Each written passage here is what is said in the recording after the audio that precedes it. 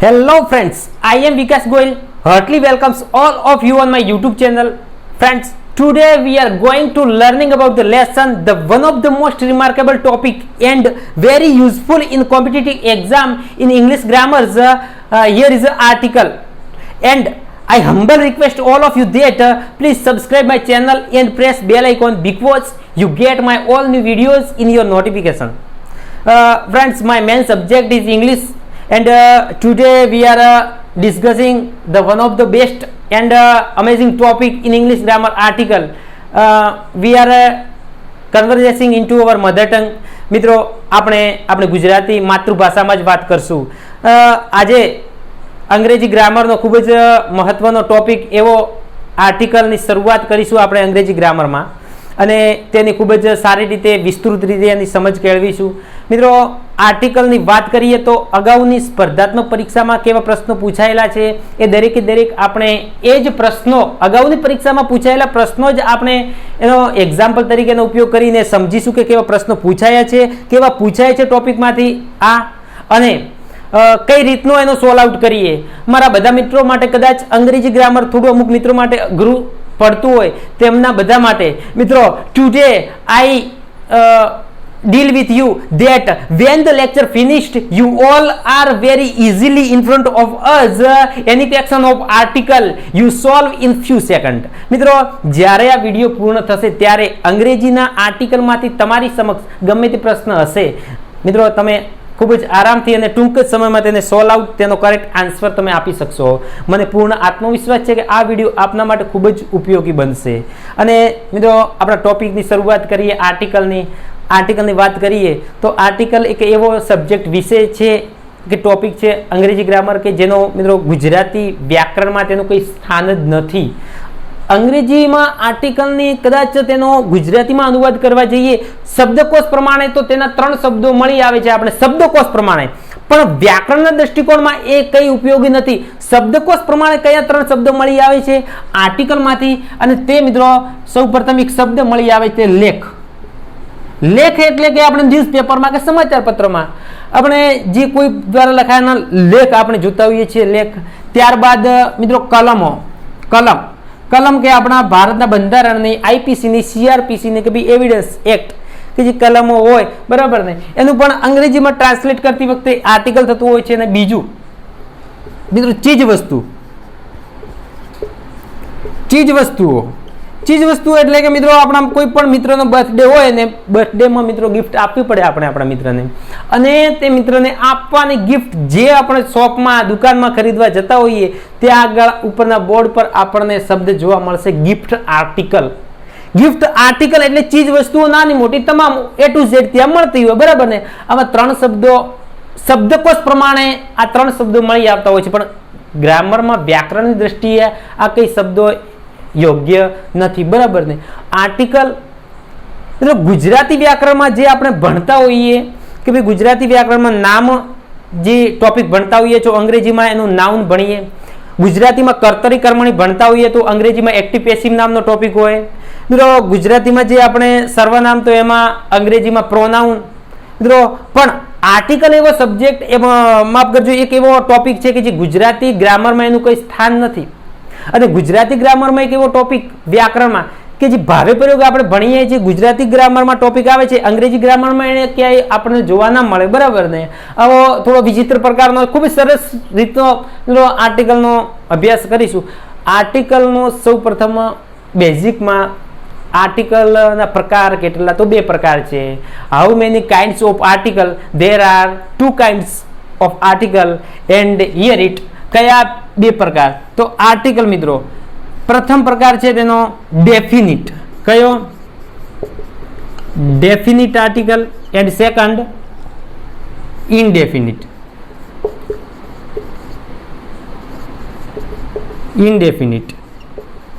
બરાબર. ડેફિનિટ એટલે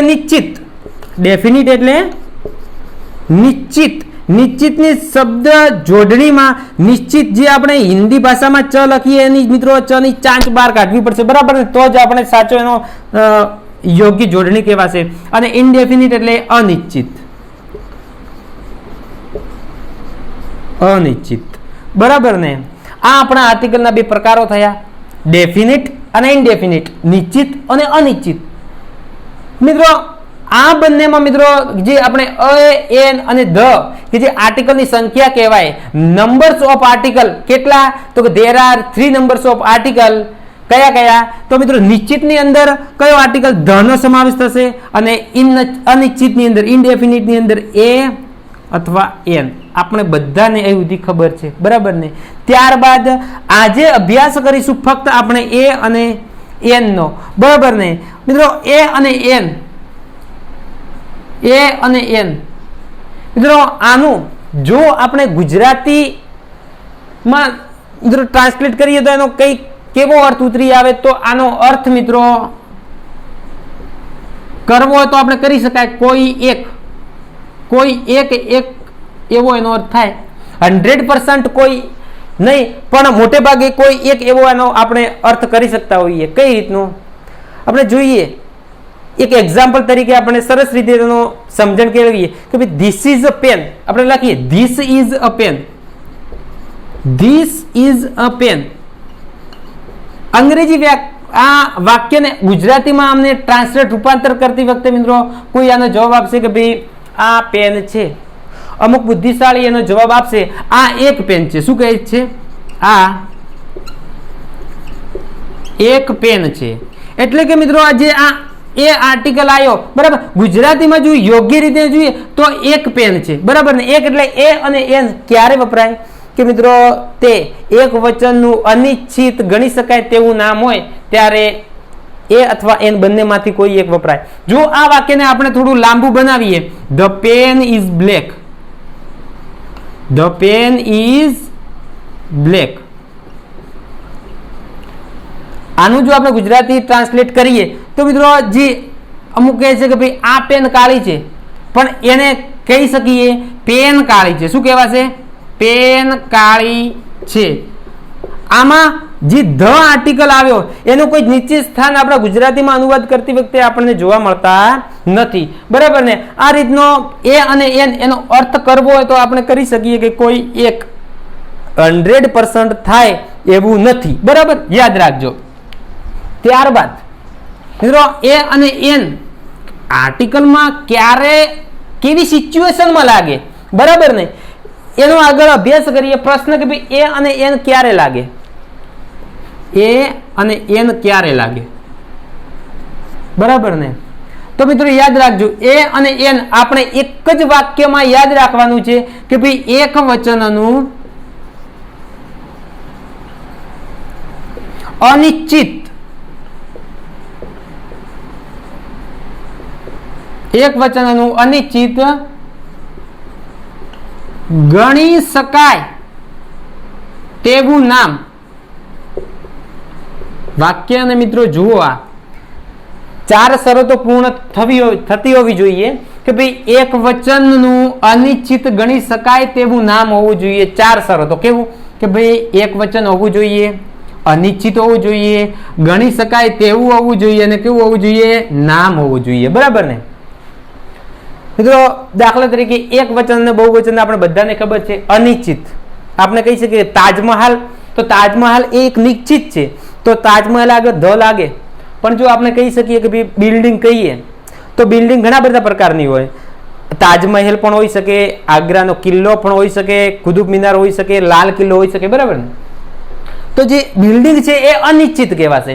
પછી ગણી શકાય તેવું હોવું જોઈએ. દાખલા તરીકે વોટર, વોટર એ અંગ્રેજીમાં મિત્રો એક વચન છે. શું છે? વોટર એ સિંગ્યુલર છે, પણ વોટરને ગણી ન શકાય. પાણી કે ભાઈ ચલો એક પાણી, બે પાણી, 3 પાણી.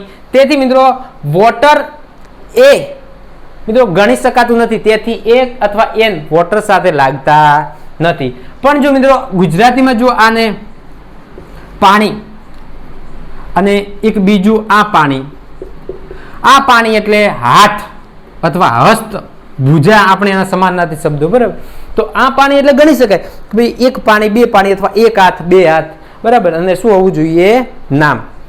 આ મિત્રો એક વચનનું અનિશ્ચિત ગણી શકાય તેવું નામ હોવું જોઈએ, બરાબર ને. હવે આપણો આગળનો ક્વેશ્ચન પ્રશ્ન કે ભાઈ એ ક્યારે લાગે અને એન ક્યારે લાગે. તો યાદ રાખજો, એ ક્યારે લાગતો હોય તો એ કે ઉચ્ચાર વ્યંજનથી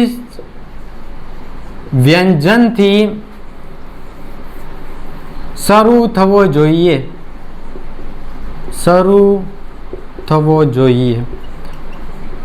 ઉચ્ચાર વ્યંજનથી શરૂ થવો જોઈએ. એન ક્યારે લાગે? તો ઉચ્ચાર સ્વરથી શરૂ થવો જોઈએ, ઉચ્ચાર સ્વરથી શરૂ થવો જોઈએ. બરાબર, એટલા સુધી સમજ્યા? ઉચ્ચાર વ્યંજન એટલે શું, સ્વર એટલે શું, ઉચ્ચાર કઈ રીતનો કરવો મિત્રો, તો આગળ એની માહિતી લઈએ. સૌ પ્રથમ તો વ્યંજન અને સ્વર એટલે શું. આપણે આપણા ગુજરાતીમાં સ્વરો અને અંગ્રેજીના સ્વરો પણ બે કમ્પેરિઝન અહીંયા કરશું, બરાબર ને, જેથી મિત્રો કદાચ બેઝિક રીતે આમાંથી પ્રશ્ન નીકળે તો પણ આપણને આવડતું હોવું જોઈએ. અંગ્રેજીના સ્વરો અને આપણા ગુજરાતીના સ્વરો, અંગ્રેજી અને ગુજરાતીના સ્વરો અહીં લખીએ. અંગ્રેજીના સ્વરો અને ગુજરાતીના સ્વરો. સૌ પ્રથમ સ્વર. સ્વરને અંગ્રેજીમાં આપણે કહીશું વોવેલ, બરાબર, વોવેલ. અને બીજો વ્યંજન. વ્યંજનને કહી શકાય કોન્સોનેન્ટ. કોન્સોનેન્ટ એટલે વ્યંજન. હવે અંગ્રેજીમાં કેટલા સ્વર આપણને ખ્યાલ છે? 5 સ્વર છે. કેટલા છે? 5 સ્વર, બરાબર ને. અંગ્રેજીના 5 સ્વર કયા કયા? એ, ઈ, આઈ, ઓ અને યુ. આ આપણા અંગ્રેજીના 5 સ્વર. મિત્રો અંગ્રેજીના વ્યંજન કેટલા? તો મિત્રો યાદ રાખજો, અંગ્રેજીના કુલ 21 વ્યંજનો છે. કેટલા? 21. કુલ સંખ્યા મિત્રો અંગ્રેજી આલ્ફાબેટની કેટલી થશે? 26, બરાબર ને. મિત્રો આ 26 મિત્રો શું કહીશું આપણે? મિત્રો અક્ષરો કહીશું. શું કહીશું? કુલ અક્ષરો, બરાબર ને. કુલ અક્ષરો કેટલા અંગ્રેજી ગ્રામરમાં આલ્ફાબેટ્સના? કુલ અક્ષરો. અક્ષરોને મિત્રો અંગ્રેજીમાં લેટર કહીશું. શું કહીશું? લેટર, બરાબર ને. લેટર એટલે અક્ષરો પણ થાય, લેટર એટલે પત્ર પણ થાય, બરાબર ને. ગુજરાતીમાં વાત કરીએ તો ગુજરાતીના સ્વર કેટલા? તો ગુજરાતીમાં મિત્રો 13 સ્વર છે. કેટલા છે? 13. કદાચ પરીક્ષામાં પ્રશ્ન પૂછાય ગુજરાતીના સ્વર કેટલા? 13 કદાચ ઓપ્શનમાં તમને ના જોવા મળે તો તમે 11 પણ યોગ્ય રાખી શકો, બરાબર ને. 13 કયા કયા કે જે આપણે બોલીએ? અ, આ, ઈ, ઉ, રૂ, એ, ઐ, ઓ, ઔ, અમ, અહ. આ આપણા ગુજરાતીના 13 સ્વરો. મિત્રો ગુજરાતીના વ્યંજન તો ગુજરાતીના કુલ 34 વ્યંજનો. કેટલા છે? 34, બરાબર ને. અને આમ તેનો કુલ સરવાળો કેટલો થશે મિત્રો? તો એનો કુલ સરવાળો થશે 47, બરાબર ને. હવે જુઓ, અંગ્રેજીના આલ્ફાબેટ કરતાં આપણા ગુજરાતીના જે મૂળાક્ષરોનો સંખ્યા વધારે છે, તો છતાંય આપણને અંગ્રેજી થોડું વધારે ડિફિકલ્ટ લાગતું હોય, પણ ખરેખર ડિફિકલ્ટ આપણને શું લાગવું જોઈએ? ગુજરાતી, બરાબર ને. તો આ રીતનો એનો આપણે જોયા. શા માટે જોવા પડ્યા? તો મિત્રો કદાચ અગાઉની પરીક્ષાની અંદર ગૌણ સેવામાં પ્રશ્ન પૂછાય તો ગુજરાતીના સ્વરો કેટલા? કઈ ગુજરાત ગૌણ સેવા પસંદગી મંડળમાં પ્રશ્ન પૂછ્યા તો ત્યારે એમણે જવાબ વેલિડ રાખ્યો તો 13. કેટલી સંખ્યા એમણે કીધી હતી? 13. એટલે આપણે 13ની સંખ્યાને નોટ આઉટ રાખવાની, બરાબર ને. કદાચ આમાંથી પ્રશ્નો કાઢી શકે, બરાબર ને, કે ભાઈ how many vowels are there in the English, અથવા તો હાઉ મેની કોન્સોનેન્ટ પ્રશ્ન કાઢી શકે. ક્વેશ્ચન કેવો કાઢે? How many consonant are there in the English alphabet?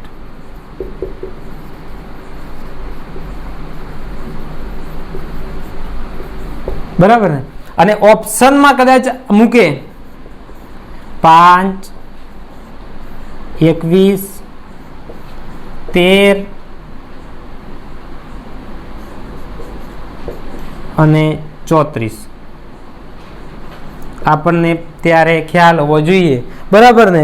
પછી એવું ન થવું જોઈએ કે ભાઈ પરીક્ષામાં ચાલુ પરીક્ષાએ આપણે પરીક્ષા પૂરા થયા પછી બહાર આવ્યા પછી મિત્રને કહીએ કે ભાઈ એમણે ક્વેશ્ચન હતો અંગ્રેજીનો અને ઓપ્શન આપી દીધા હતા ગણિતના, બરાબર ને. એટલે એવું થવું જોઈએ નહીં. પણ આપણે ખાસ ખ્યાલ રાખવાનો કે ભાઈ કોન્સોનેન્ટ પૂછ્યા છે આપણને અંગ્રેજી આલ્ફાબેટમાં કોન્સોનેન્ટ કેટલા, તો આપણો 21 રાઈટ આન્સર આવશે. અહીંયા કોન્સોનેન્ટની જગ્યાએ કદાચ વોવેલ્સ પણ પૂછી શકે, ટોટલ લેટર્સ કુલ અક્ષરો પણ પૂછી શકે અંગ્રેજી આલ્ફાબેટના, કોઈ ગુજરાતીમાંથી મિત્રો આપણા મૂળાક્ષરોમાંથી પણ કંઈક ને કંઈક પૂછી શકે, બરાબર ને, કે કેટલા છે. અગાઉ પ્રશ્ન પૂછાયેલો છે, બરાબર ને, જેથી આપણને એ પણ ખ્યાલ આવે કદાચ અંગ્રેજીમાં પૂછે તો પણ આપણને ખ્યાલ હોવો જોઈએ, બરાબર. મિત્રો અંગ્રેજી આપણે ગુજરાતીમાં તો અહીં પૂરું નથી થતું, ત્યારબાદ તો આપણે અંગ્રેજીમાં 47 તો ખરા, ત્યારબાદ 12 અક્ષરી બાકી રહી જાય, બરાબર ને, ક કા કી કી કુ કુ, બરાબર ને. આ પ્રકારનો મિત્રો આપણે જોયું. હવે મિત્રો આપણે આગળ આર્ટિકલમાં વાત કરવી છે ઉચ્ચારની, બરાબર ને. ઉચ્ચાર એટલે શું, બરાબર ને. જે હું હાલ બોલી રહ્યો છું તેને ઉચ્ચાર કહેવાય. શું કહેવાશે? ઉચ્ચાર. અને હું જે લખાણ લખી રહ્યો છું, બરાબર ને, તેને ભાષા કહેવાશે. આ જે ઉચ્ચાર સ્વરથી શરૂ થવો જોઈએ, આ જે મેં લખાણ લખ્યું તેને ભાષા કહેવાશે. ને કઈ ભાષામાં લખ્યું કહેવાશે? ગુજરાતી ભાષામાં. જેને બોલાય છે, ઉચ્ચાર થતો હોય છે, બોલી રહ્યા હોય તેને મિત્રો ઉચ્ચાર કહેવાશે, બરાબર ને. મિત્રો વ્યંજન અને સ્વર આપણે જોઈ લીધા. યાદ રાખજો કે ભાઈ અહીંયા જો જે ગુજરાતીમાં તમે 13 સ્વર જુઓ અને અંગ્રેજીમાં 5 સ્વરો હોય, બરાબર. પણ આ અંગ્રેજીના કુલ 5 સ્વરો એ ઈ આઈ ઓ યુ, આ 5 સ્વરોમાંથી જ આપણા ગુજરાતીના સ્વરો આમાંથી જ બનતા હોય છે. દુનિયાની કોઈ પણ ભાષા તમે જોઈ લો, બરાબર ને, જાપાનમાં જાઓ, ચાઇનામાં જાઓ, ગમે ત્યાં જાઓ, બરાબર ને, ત્યાં આગળ સિલેબસમાં પણ આર્ટિકલ તો અભ્યાસ કરતા જ હશે બધા, બરાબર ને. પણ જે પણ સ્વરો દુનિયાની તમામ ભાષાઓમાં બધા જ સ્વરો એક સમાન જ હોય છે. અને તેનો મિત્રો આ અંગ્રેજીના સ્વરોમાંથી જ સેમ ટુ સેમ બધી જગ્યાએ આપણને દેખાતા હોય છે, બરાબર ને. આપણે અમુક અંગ્રેજીના ફેકલ્ટીઓ જોડે અભ્યાસ કરવા જતા હોઈએ છીએ ત્યારે આપણને કહેતા હોય, બરાબર, કે ભાઈ જ્યારે ઉચ્ચાર કરતી વખતે આપણા ગુજરાતીમાં સ્વરથી ઉચ્ચાર થતો હોવો જોઈએ ત્યારે એમ લાગે, પણ આ મિત્રો વાક્ય તદ્દન ખોટું કહેવાય. આપણે એ ના કહી શકીએ કે ભાઈ ગુજરાતી સ્વરથી શરૂઆત થવી જોઈએ ઉચ્ચારની. સ્વર એટલે તમામ ભાષાઓમાં સ્વર સૌ એક સમાન જ હોય, બરાબર ને. આપણે કહીએ કે ભાઈ ગુજરાતી ભાષામાં સ્વરનો ઉચ્ચાર થવો જોઈએ અને આપણા ગુજરાત રાજ્યમાં કદાચ કોઈ બીજા રાજ્યમાંથી કેરલાથી કોઈ સ્ટુડન્ટ આવી જાય માઇગ્રેટ થઈને એને કે ભાઈ મારે ચલો આલ્ફાબેટ શીખવા છે, બરાબર, વર્ગખંડમાં આવીને બેસી જાય, ત્યારે આપણે એને એમ ના કહી શકીએ કે પહેલા તું ગુજરાતી ભાષા શીખ, પછી ગુજરાતી પ્રમાણે તું ઉચ્ચાર કર. પેલાનો આપણને જવાબ મળે, sorry sir I don't know Gujarati language, બરાબર ને. તેથી સ્વરનો ઉચ્ચાર કોઈ પણ ભાષામાં મિત્રો સ્વર સમાન હોય, વ્યંજન પણ સમાન હોય છે, બરાબર ને. ખાસ ખ્યાલ રાખવાનો. મિત્રો આગળ જોઈએ.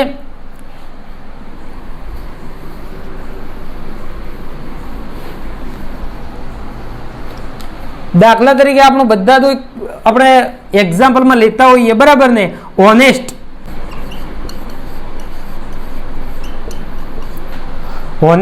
બરાબર ને. જુઓ ઓનેસ્ટ શબ્દ જોઈએ તો આ ઓનેસ્ટ શબ્દનો લખાય ઓનેસ્ટ, પણ એનો ઉચ્ચાર ઓનેસ્ટ થતો હોય. શું થતો? ઉચ્ચાર ઓનેસ્ટ, પણ એને લખાય શું? ઓનેસ્ટ. ઓનેસ્ટ, બરાબર ને. ઉચ્ચાર ઓનેસ્ટ થતો હોય અને લખવામાં ઓનેસ્ટ લખાતો હોય, બરાબર ને. એ જ રીતે બીજો શબ્દ યુનિયન. યુનિયન તમે જુઓ તો એનો ઉચ્ચાર યુનિયન થતો હોય, બરાબર ને. ઉચ્ચાર શું થતો હોય? યુનિયન, બરાબર ને. ઉચ્ચાર યુનિયન થાય. લખાય કઈ રીતનો? યુનિયન, બરાબર ને. અંગ્રેજી ભાષામાં આ રીતનો લખાતો હોય. તેથી જુઓ આની અંદર યુ છે તો યુ કેવો કહેવાય અંગ્રેજી ભાષાનો? મિત્રો આ યુ સ્વર કહેવાશે, બરાબર ને. પણ તેનો ઉચ્ચાર કઈ રીતનો થાય? યથી થાય. યતિના યથી એનો ઉચ્ચાર થાય છે અને યતિના યથી ઉચ્ચાર થાય ય. આપણે ગુજરાતીમાં વાત કરીએ તો અહીં શું કહેવાય છે? વ્યંજન. તેથી યુનિયન શું કહેવાશે? વ્યંજન. અને ઓનેસ્ટ એચ થી શરૂઆત થાય, બરાબર ને, પણ એનો ઉચ્ચાર અ થી શરૂઆત થાય. તેથી મિત્રો અહીં આપણા અંગ્રેજીમાં વોવેલ્સ કહેવાશે સ્વર, યાદ રાખજો. તેથી સ્વરની ઉચ્ચાર જેનાથી સ્વરથી થતો હોય એના આગળ શું લાગશે? એન. અને જેનો ઉચ્ચાર વ્યંજનથી શરૂ થતો હોય ત્યારે શું લાગશે? એ. ખાસ યાદ રાખજો. ઘણા બધા એવા શબ્દો છે બીજા, બરાબર ને, કે ઉચ્ચાર, સ્વર અને વ્યંજન આપણે સારી રીતે સમજ્યા, બરાબર ને.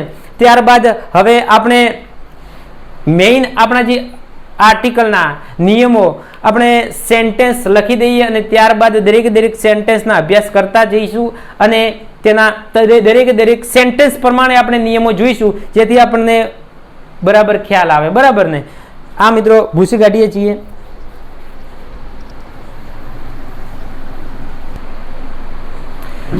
મિત્રો આપણે એક્ઝામ્પલથી આર્ટિકલને ખૂબ સારી રીતે સમજવાનો પ્રયત્ન કરીએ અને આપણે અહીં કુલ 7 સેન્ટેન્સ લખેલા છે, બરાબર ને. બીજા સેન્ટેન્સો બીજી સ્લાઇડમાં લખીશું. સૌ પ્રથમ આપણે એ વાક્ય, Ramayan is written by Valmiki, બરાબર ને. રામાયણ વાલ્મીકી દ્વારા લખાયેલ છે, બરાબર ને. આ પહેલા જુઓ, યાદ રાખજો, આર્ટિકલનો કોઈ પણ પ્રશ્ન હોય તો તમારે એક આપણે અગાઉ જે વાક્ય લખ્યું તેને યાદ રાખવાનું અને તે કયું આપણું જે 4 શરતો, કઈ 4 શરતો? કે ભાઈ એક વચનનું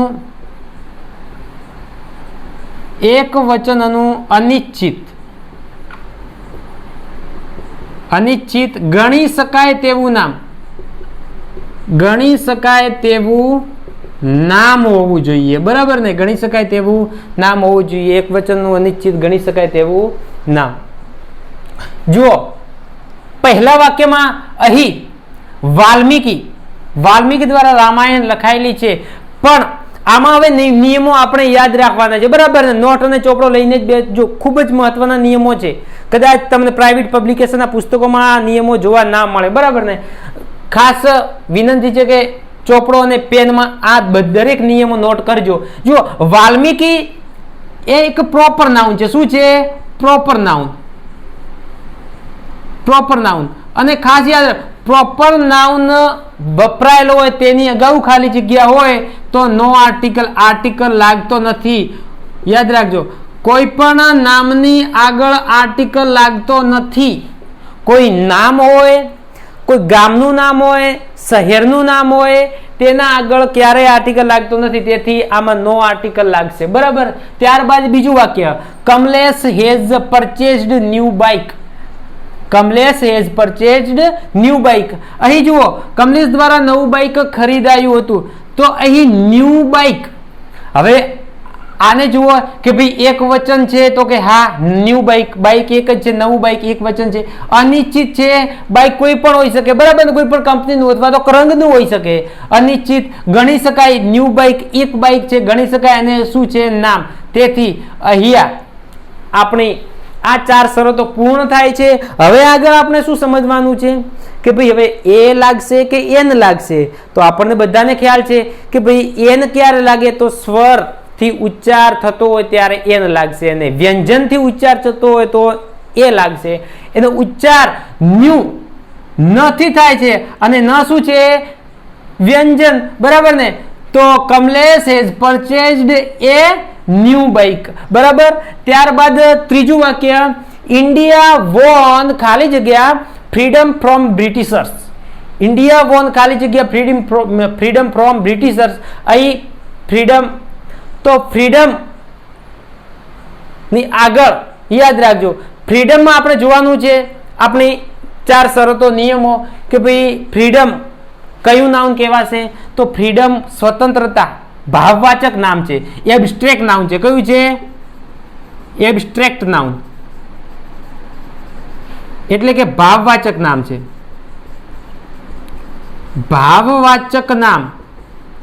હવે ભાવવાચક નામની અંદર મિત્રો ભાવવાચક નામને ગણી ના શકાય.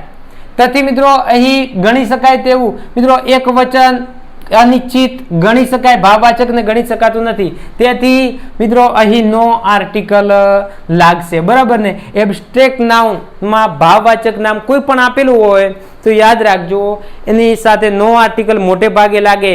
રેર ઓફ ધ રેર કેસની અંદર ધ લાગે, પણ એના પણ અમુક અલગ નિયમ હોય છે, બરાબર ને. અહીં આપણા ત્રીજા નંબરના વાક્યમાં નો આર્ટિકલ લાગશે. ત્યારબાદ જીયા ગોહિલ ઇઝ ખાલી જગ્યા હોનેસ્ટ, બરાબર ને. અહીં હોનેસ્ટ શબ્દ લાગ્યો અને ઉતવાળ કરીને આપણે શું લગાવી દઈએ મિત્રો, અથી શરૂઆત થાય ઓનેસ્ટ એટલે સીધો એન લગાવીએ, પણ ના, આ વાક્યમાં નો આર્ટિકલ લાગશે. હોનેસ્ટ એટલે કે પ્રામાણિકતા. આ મિત્રો શું છે? પ્રામાણિકતા એટલે આ મિત્રો વિશેષણ છે. શું છે? વિશેષણ, બરાબર ને. એડવર્બ છે. શું છે? એડવર્બ.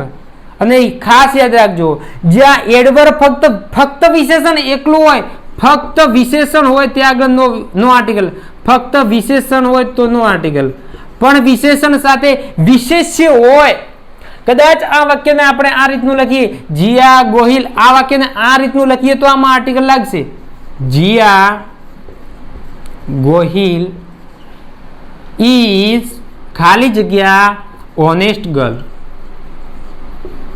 ઓનેસ્ટ ગર્લ કે ભાઈ પ્રામાણિક છોકરી, બરાબર ને. તો વિશેષણ પછી નામ આવી જતું હોય છે, બરાબર ને. આપણા આ નિયમોમાં 4 શરતોમાં જુઓ, ઓનેસ્ટ ફક્ત અહીંયા નામ અહીંયા જોવા મળતું નથી, બરાબર ને. અને બીજું પ્લસ કે ભાઈ ઓનેસ્ટ છે, વિશેષણ છે. વિશેષણ હોય તો નો આર્ટિકલ, પણ વિશેષણની પાછળ નામ હોય તો મિત્રો અહીંયા આપણે એન લગાવી શકીએ. ખાસ યાદ રાખજો, બરાબર ને. ફક્ત વિશેષણ હોય તો વિશેષણ ની આગળ ખાલી જગ્યા હોય ને આર્ટિકલનો ક્વેશ્ચન હોય તો આપણે નો આર્ટિકલ લાગશે, બરાબર. ત્યારબાદ જીતેન્દ્ર ઇઝ ખાલી જગ્યા ઇન્ટેલિજન્ટ સ્ટુડન્ટ. જીતેન્દ્ર ઇન્ટેલિજન્ટ હોશિયાર વિદ્યાર્થી છે, બરાબર ને. તો અહીં જુઓ, ઇન્ટેલિજન્ટ એટલે શું થયો? વિશેષણ, બરાબર ને. અહીંયા વિશેષણ સાથે વિશેષ્ય એનું છે, બરાબર ને. તેથી નામ હોવાથી આમાં આર્ટિકલ ઇન્ટેલિજન્ટ આઈ થી શરૂઆત થયો, ઈ ઇન્ટેલિજન્ટ ઉચ્ચાર સ્વરથી થાય છે, અને સ્વરથી ઉચ્ચાર થતો હોય તો અહીંયા આપણે એન લગાવીશું, બરાબર ને. ત્યારબાદનું વાક્ય, ડોન્ટ પરચેઝ ખાલી જગ્યા સુગર ફ્રોમ ધેટ શોપ, બરાબર ને. તે દુકાનથી ખાંડ ખરીદશો નહીં, આવું આનું ગુજરાતી થાય. મિત્રો આમાં જુઓ, શુગર, શુગરની આગળ ખાલી જગ્યા હોવાથી આપણે શુગર વર્ડ્સ ઉપર ધ્યાન કેન્દ્રિત કરશું. શુગર કેવો શબ્દ છે? શુગર એટલે મિત્રો દ્રવ્યવાચક. કેવું છે? મટીરિયલ નાઉન છે. શુગર કેવું છે? Material noun. આર્ટિકલમાં નાઉન ખાસ ધ્યાન રાખી અને ત્યારબાદ જ આપણે એનો સોલ્વ આઉટ કરીશું. મટીરિયલ નાઉન, મટીરિયલ નાઉન એટલે દ્રવ્યવાચક નામ, દ્રવ્યવાચક નામ છે. હવે દ્રવ્યવાચક નામ આપણે આ 4 શરતો નિયમો કે ભાઈ મટીરિયલ નામો હોય, દ્રવ્યવાચક હોય, એને ગણી શકાય? ના ગણી શકાય. દ્રવ્યવાચક મટીરિયલ નામને ગણી ના શકાય. દ્રવ્યને શું કહેવાય? માપી શકાય, એનું વજન કરી શકાય, એનું મિત્રો કદ માપી શકાય, પણ એને ગણી શકાય નહીં. તેથી અહીં નો આર્ટિકલ લાગશે. પણ સુગર સાથે આર્ટિકલ ધ લાગશે. કઈ રીતનો લાગશે? આપણે કહી શકીએ કે ભાઈ pass the sugar near by you, pass the sugar near by you. આમાં કે જે સુગરનો જે ડબ્બો હોય તો તેને તમારી બાજુમાં મિત્રો પાસ કરો, બરાબર ને. ત્યારે સુગરની સાથે ધ લાગશે, બરાબર ને. અને ત્યારબાદ શોપ, તો શોપની આગળ ઉતાવળથી મિત્રો અહીં એ લખી દઈએ, પણ અહીંયા પણ નો આર્ટિકલ લાગશે. નો આર્ટિકલ કઈ રીતનો લાગશે? અહીંયા આગળ કયો શબ્દ આપણને જોવા મળે છે? ધેટ. તો મિત્રો યાદ રાખજો, જે કયા શબ્દો યાદ રાખજો, ધીસ, પછી ધેટ, ધીસ, ધોઝ, પછી ઈચ, એવરી, બરાબર ને. આવા શબ્દો પછી ખાલી જગ્યા હોય. શું હોય? ખાલી જગ્યા, બરાબર ને. ત્યારબાદ માફ કરો, એધર, એધર અને નેધર, એધર અને નેધર. આવા શબ્દો પછી ખાલી જગ્યા હોય તો ખાલી જગ્યામાં મિત્રો નો આર્ટિકલ લાગશે, બરાબર ને. આ that this those each every either neither મિત્રો એક્ઝામમાં ગમે તે પ્રશ્ન પૂછાયો હોય અને આપણને જો ધેટ લાગે તો મિત્રો ફરજિયાતપણે આપણે આંખ બંધ કરી અને નો આર્ટિકલ લગાવી દેવાનું, બરાબર ને. 100% આપણો એક માર્ક્સ પાકો, બરાબર ને. અને ઘણી બધી વખત નોકરી મેળવવામાં કદાચ એક માર્ક્સથી પણ આપણને નોકરી મળતી અટકી જતી હોય છે, બરાબર. અને ત્યારબાદનો આપણું સેન્ટેન્સ, ખાલી જગ્યા birds are flying in the sky. આમાં બર્ડ્સ એટલે કે બહુવચન છે. આપણા 4 શરતોમાં એક વચન માંગેલું છે, અહીંયા બહુવચન છે, તેથી એ કે એન આવશે નહીં. હવે બાકી રહ્યો ધ. તો મિત્રો ધ પણ નહીં લાગે. અહીંયા અમુક મોટે ભાગે અમુક લોકો ધ લગાવતા હોય છે, પણ અહીંયા ધ પણ લાગશે નહીં. નો આર્ટિકલ લાગશે. ધ લગાવવા માટે પણ ધના પણ અલગ નિયમો હોય છે, બરાબર ને. એ આપણે જ્યારે આગળ આર્ટિકલમાં અભ્યાસ કરીશું, બરાબર ને મિત્રો. આ રીતના હવે મિત્રો આગળના વાક્ય જોઈએ.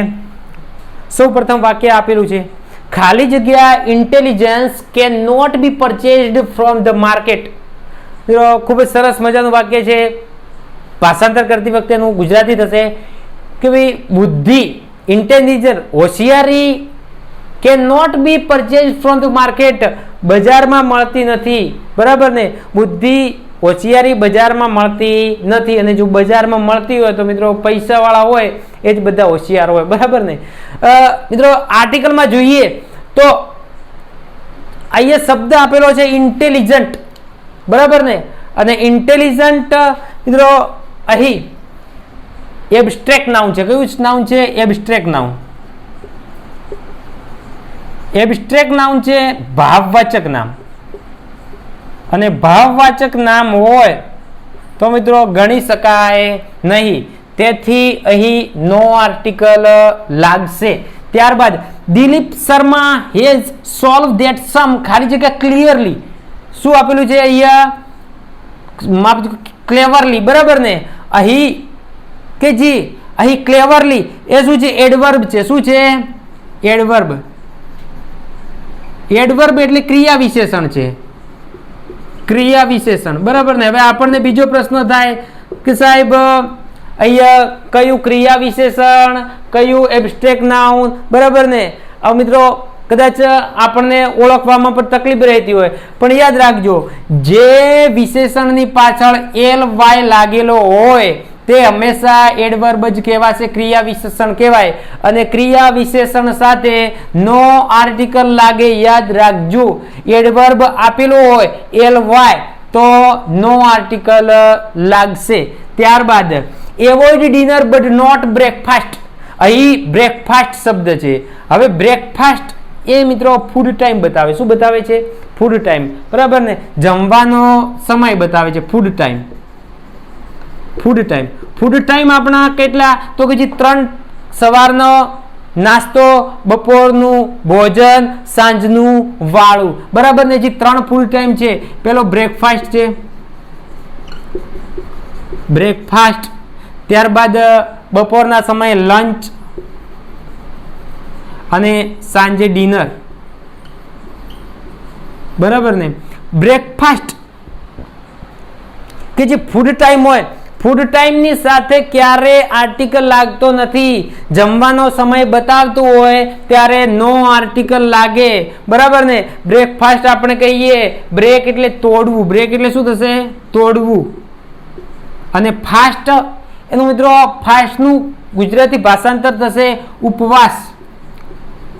ઉપવાસ, બરાબર ને. કે જે રાત્રિ દરમિયાન તમે ક્યાંય ખાધું નથી અને જાગ્યા પછી જ્યારે પણ જાગો, એવું નથી કે તમે મિત્રો 7 વાગે જાગ્યા પછી જે પણ પ્રથમ નાસ્તો તમારા પેટમાં, તો પ્રથમ નાસ્તો તમે કરતા હો તેને બ્રેકફાસ્ટ કહેવામાં આવે. અમુક વિરલા હોય તો 12-2 વાગે જાગતા હોય, 12 વાગે જો તમે જાગો અને 12 વાગ્યા પછી તમે પ્રથમ જે નાસ્તો કરતા હો એને પણ મિત્રો બ્રેકફાસ્ટ કહી શકાય, બરાબર ને. કે જે તમારો હોલ નાઇટ તમે આખી રાત્રિ દરમિયાન કંઈ ખાધું પીધું નથી, બરાબર ને. અને તે ઉપવાસ કહેવાય. અને જે સવારમાં તમે તેને મિત્રો તોડો ને તેને બ્રેકફાસ્ટ કહેવાય, બરાબર. ત્યારબાદ લંચ. લંચ એટલે બપોરના સમયે, બરાબર. નોકરીમાં પણ લંચ ટાઈમ બપોરનો સમય જમવાનો મિત્રો રિસેસ સમય હોય અને સાંજનું જે ડિનર ને વાળું પણ કહેવાય. શું કહેવાશે? વાળું. અને કદાચ ડિનરનો મિત્રો એનો બીજો સમાનાર્થી શબ્દ સપર પણ કહેવાય. SUPER supper. સુપર નહીં પણ સપર, બરાબર ને? સપર એટલે પણ વાળું થશે, બરાબર ને? લાસ્ટ સપર કે જે લિયોનાર્ડો દ વિન્ચીએ ચિત્ર દોરેલું, કે જેણે મોનાલિસા દોર્યું એ જ સપર પણ દોરેલું. અને સપર જે ચિત્ર દોરેલું હતું તેમાં ઈસુ ખ્રિસ્ત કે જે લાસ્ટ જ્યારે એમને ખીલીઓથી થાંભલે ટીંગાડવામાં આવે એ અગાઉ જ્યારે સાંજનું ભોજન વાળું તેમના અનુયાયીઓ સાથે બેસીને કરેલું તે લિયોનાર્ડો દ વિન્ચીએ એ સાંજનું છેલ્લું ભોજન ધ લાસ્ટ સપર નામનું એક ચિત્ર સરસ મજાનું દોરેલું. બરાબર, કદાચ જીકેમાં પણ યાદ રાખશું, કદાચ પૂછાઈ જાય તો, બરાબર ને મિત્રો? અને ત્યારબાદ ફૂડ ટાઈમ તો ખરા જ, પણ ફૂડ